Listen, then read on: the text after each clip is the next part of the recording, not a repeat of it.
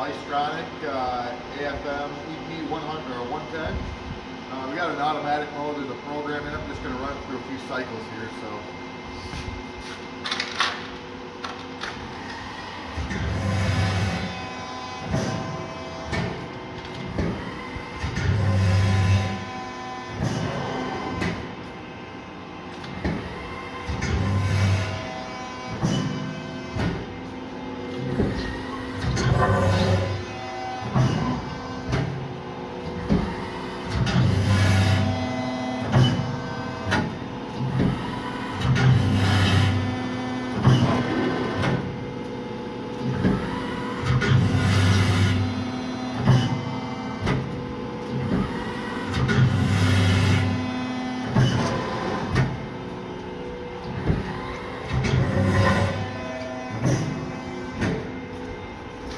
Guys are all adjustable here as well.